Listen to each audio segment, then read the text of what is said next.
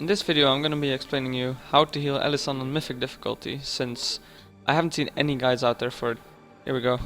First I'm gonna go over the talents, then I'm gonna go over the gear you need, and then I'm gonna start explaining the fight itself. Okay, so for the talents you wanna be going, for the first row you wanna be going for the castigation. For the second row I would be going for Angelic Feather. You could be going for Body and Soul, but since your shield will probably be on cooldown anyway, when you actually need the movement speed, Angelic Feather is way better. Plus you can also use it on other people. Not that I do it, because I'm an asshole, but yeah, you could use it on other people in theory. For the third row it doesn't matter, you won't need any of these. The fourth row, Shield Discipline, best thing for mana sustain. Since it's kind of a long fight and you need a lot of mana in the second phase, Shield Discipline is always a good choice. For the next row I would be going for Contrition. Twist of Fate could work if you tag the ads, and because people take a lot of damage you trigger it a lot. But Contrition is, since you will be applying Atonement to a lot of people at one time, Contrition is really valuable. You could also go Power Infusion if you don't have any druids who can give you Innervate, and you have like no mana trinket or something and you really need the mana. But in general Contrition is better. For the next row I would be going for Halo. Since you will be standing near other people anyway, Halo will heal everyone most of the time. Divine Star you would have to aim and half the people wouldn't get hit, so it would be useless. And Clarity of Will, you'll never need this because it's an AoE healing fight. There's no reason to ever use this. For the last row, go for Purge the Wicked. It's really handy since if the boss moves to an ad and you use your penance, it actually splits to the ad and you do more healing. You're never gonna be getting any benefit from Grace. Maybe you're gonna cast 1 or 2 Shadowmans during the fight, but for the rest you won't be casting any. Shadow Covenant, yeah. If you've looked at other guides, then you know why this is a bad choice. Purge the Wicked is in general the best for this situation. For the gear, you want to go for Haste first, then Crit and Mastery, they're kind of like the same value. I like having a bit more Mastery, especially for this fight since you're healing a lot of people, but then again, if you have more crit, you crit more, you heal people more, so it's all about preference. Versatility, yeah, it's just an extra stat. I have these stats because of some random pieces of gear. For legendaries I would pick the Trinket because as a Disc Priest you do a lot of overhealing, and if you don't have everyone in your Atonement, then this Trinket will do a lot of extra healing. For example, you have 15 people in Atonement, 5 people are not in Atonement. Those 15 people are full HP when you do one Light's Wrath. Those other people will get a lot of healing as well because you will be doing a lot of overhealing. So if you have this Trinket, definitely use it. If you are not very lucky with legendaries, for example, I have the heads. It doesn't look that great, but actually if you use your Light's Wrath on 20 people, for 20 seconds you will barely use any mana. I am applying some Radiances after I use Light's Wrath because they don't cost that much mana anyway. Your DPS abilities barely cost anything, stuff like this. The hands are also a very good choice because you will be healing yourself a lot. There's a lot of extra HPS that you don't really have to worry about yourself dying. The neck is also really good because it has a lot of stats, and it has your 3 best stats, like it doesn't have any versatility. And also the shield that it gives is really fucking good. If you do get hit by Norp, for example, if you have this you won't die. If you don't have this neck and you do get hit by Norp, the chance that you will die is pretty big. The waist can also be good, but I don't have it, so I haven't been able to try it. I think you would lose a lot of mana depending on the fight. It's good, I don't know. I would have to test it to see how good it is. It's actually with the next tier bonuses where Penance will do 200% damage. I think this one is gonna be very good. But right now it's not that great. The wrist is also, you could use the wrist if you don't have anything else. Like, a lot of people are unlucky. So for example me, I only have 1 disc legendary, only 3 legendaries in total. So if you only have like a few legendaries, most like the good ones are probably, or the ones that do anything, are the heads, the neck, the wrists, not that much, but it does something, the hands, the waists, and the trinkets. The other ones are not that great. For the trinkets, I would be going for 2 mana trinkets. I'm going for Dark Moon card and fluctuating energy. If you have the money, I would definitely buy Dark Moon card. The second trinket, I'm only using this one because I don't have the one from Blackrock Hold. If you do have that one, definitely use that one. If you don't and you have this one is also a really solid choice. Especially if you actually, when you have to move, try to pick some of the orbs up. In total, it gives you quite a bit of mana. So for the first phase, or like just a fight in general, it's always good to have at least one Balanced Druid.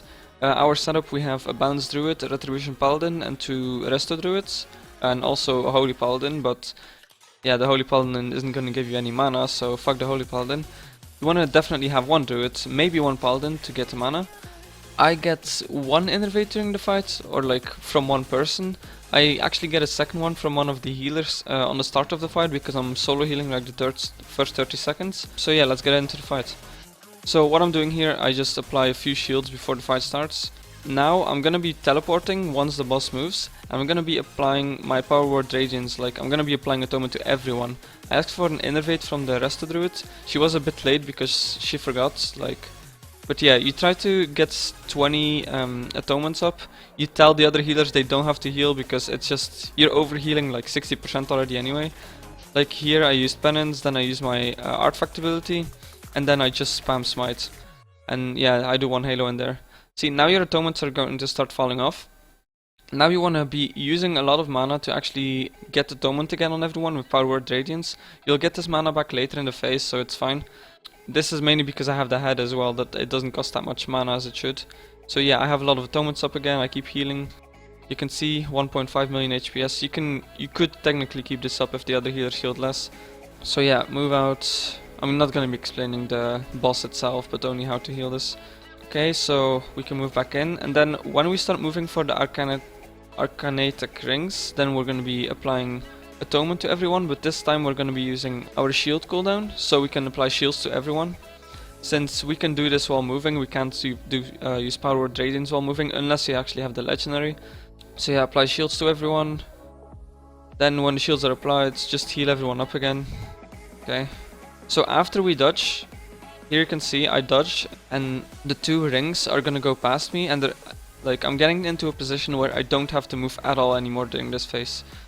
So basically, I get to the side, I get in between the 2 rings, and then I ask for an Innervate from our Balanced Druid.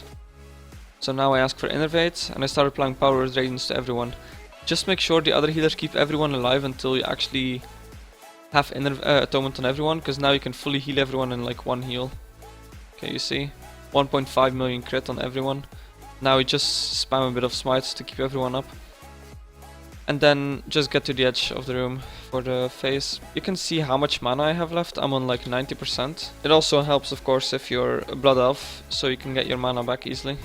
Okay, so here I start applying Atonement to everyone with Power Word Radiance. Third phase you don't need a lot of mana, so you can use all your mana here. Okay, you can see a lot of people are dropping, but I'm still applying some Atonement. And now you just use Penance, everyone gets a fuck ton of HP. There we go. Then spam a bit of Smite again. Use your shield on cooldown like always. And then start dodging the rings. This is a bit tricky to heal, like your atonements are starting to fall off and you don't have your cooldown to use shields on the move anymore, so now we can start applying some atonements again. It's not a very heavy phase this part, so you can just DPS a bit, like, and use your shield on cooldown. No reason to put atonement on everyone.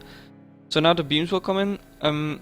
Depending on how fast your guild kills this boss, you can use barrier. I think I used it on this fight at this part. But yeah, you can use barrier, and then you will have it again for the last phase where there's going to be 2 explosions at once.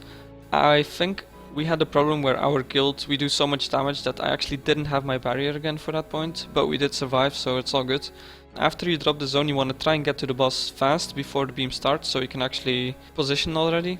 Refresh your speed off as well. Okay, so I didn't get a beam, so I should be running to the... Okay, I don't run to the boss. I make sure I only get hit once by a beam.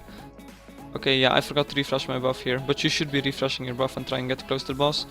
I didn't use barrier, which is good. Apparently people decided to all of a sudden dodge everything properly, so they didn't take that much damage anyway. Yeah, use shield on cooldown. Now I think I start spamming some mana again. Like a lot of people, actually I have 10 people in atonement, there's no need, so The other healers can heal the people that don't have the atonement. Okay, so this was tricky. I had to backpedal here.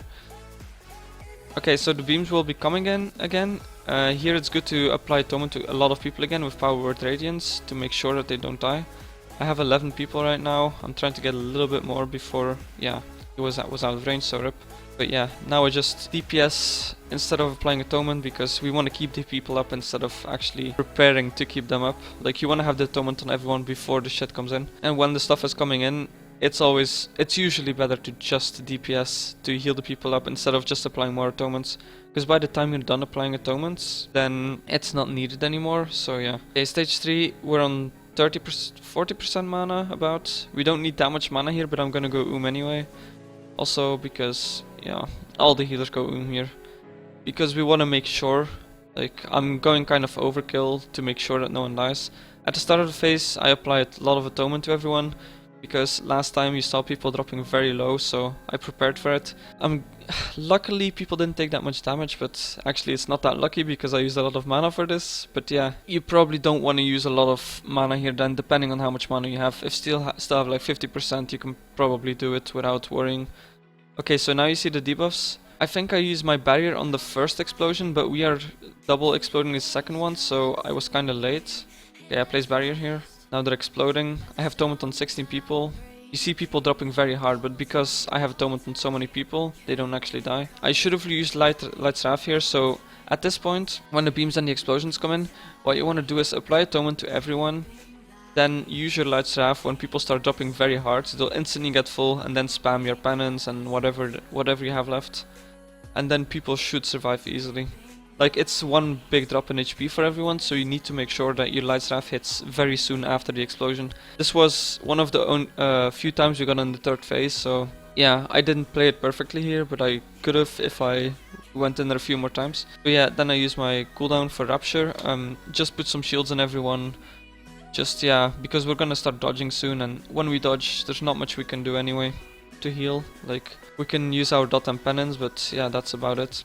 So yeah, now we dodge. Then we're gonna have the second dodge. We're applying some more atonements to everyone. Like, we are past the difficult phases already, so it doesn't really matter if you spam your mana. Also, if you're a Blood Elf, don't forget to use your racial to get mana back. If you use it on cooldown, it gives quite a bit actually. So yeah, I apply more atonement to everyone. I see people dropping a bit. At this point, you just use all of your mana to basically get through the fights. Nothing is coming. You won't die. Like, a few beams, but yeah. The healers are using everything. Everyone is using their defensives. Like right now during the beams, you don't want to move. If you have the beam, you don't want to move to get your speed buff. I could have probably got my speed buff if I was a bit faster, but at this point I didn't really care because boss is in 20%, it's an easy kill. I don't think we're gonna get any more explosions. You see, I have no mana left, so I can't actually spam people in atonement. I'm just DPSing to get the boss down. The halo was not needed there. You can save it for when people actually take damage. They didn't take anything here. Yeah, at this point everyone's just using everything, and the boss is dead. So basically, what you want to do first phase is you start with an innervate, just put atonements on everyone. Then later on, after that you just spam your mana because you're gonna get it back. After that you use Rapture to get some mana back and also get a lot of atonements out. Then after the double dodge, you use Innervate. In the second phase, you just start with applying atonement to a lot of people because people will drop at the start. Then you just heal them up because you have atonement on like 15 people at least. Then after that, you're basically just using your mana. You're not using Rapture on cooldown, but basically when you know you're gonna have to apply a lot of atonement to people, you just use Rapture if you have it because you're saving mana. Yeah, so second phase you kind of not waste all your mana, but yeah. So yeah, second phase you just kind of use your mana. You don't get another Innervate because you're saving it for the last phase because you want to make sure you have it there. So just use mana, do DPS rotation. I never stop DPSing. A lot of guides you have like, yeah, you should probably not use smite and spam it and blah blah blah. But if you manage your mana properly, you can just keep DPSing like non-stop during the fight. And yeah, in third phase, there's nothing heavy coming except one point. Before the beams and the explosions come in at the same time, you want to be asking for Innervate, so you have 20 Innervates up. Then once the damage comes in, once the explosions happen, use Light's Wrath to heal everyone up. Of course, everyone will be in your barrier, so people, most people should be in your barrier, so people should be topped really fast. And then use penance. After that, the fight is very easy. There's barely any damage coming in. You can kind of use your mana freely. So yeah, that's the fight.